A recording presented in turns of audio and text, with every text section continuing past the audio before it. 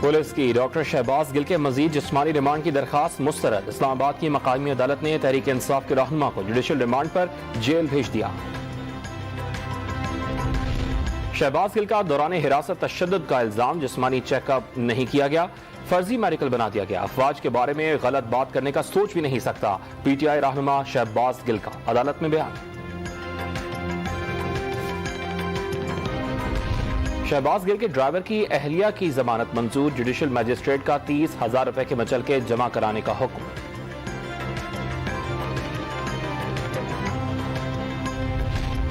سیاسی نفرتیں ملک کی سلامتی کے لیے خطرہ بن گئی ہیں، ملک سیاسی تصادم کی طرف بڑھ رہا ہے، انتقام کی سیاست اپنے انجام کو پہنچے گی، لپیٹ میں سب آئیں گے، شیخ رشید احمد کا ٹویٹ۔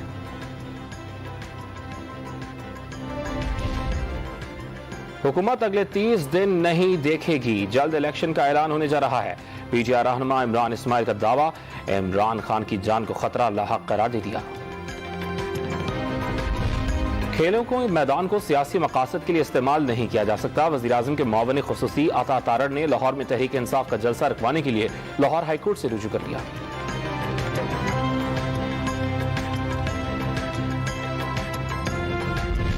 روپے کی قدر مستحکم ہونے کا سلسلہ جاری، انٹر بینک میں ڈالر مزید 2 روپے سستا ہونے کے بعد 214 روپے 50 پیسے اوپن مارکیٹ میں 213 روپے کا ہو گیا۔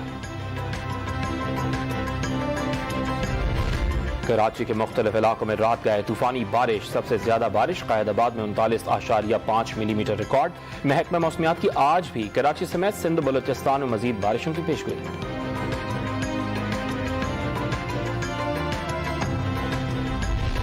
بلوچستان کے شہر وندر میں شدید بارشوں کے بعد ندی نالوں میں طغیانی، سیلاب سے متاثرہ علاقے اوتھل میں بارش کے بعد متاثرین کی مشکلات میں اضافہ، لزویلا کے سیلاب سے متاثرہ علاقوں میں ریلیف کا کام شروع نہ کیا جا سکا۔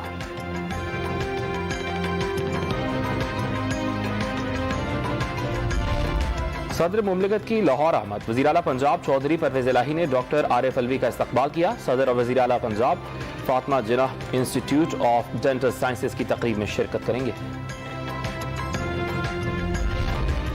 کورونا وائرس کا ایک بار پھر کاری وار، 24 گھنٹوں میں 11 افراد کو زندگی سے محروم کر دیا، مثبت کیسز کی شرح بھی 4% کے قریب پہنچ گئی، 624 نئے کیسز کی تصدیق، ملک بھر میں 142 مریضوں کی حالت تشویشناک۔ اور پاکستان کرکٹ ٹیم لاہور سے ایمسٹرڈیم کے لیے روانہ، قومی کرکٹ ٹیم نیدرلینڈز میں 3 ون ڈے میچز کھیلے گی۔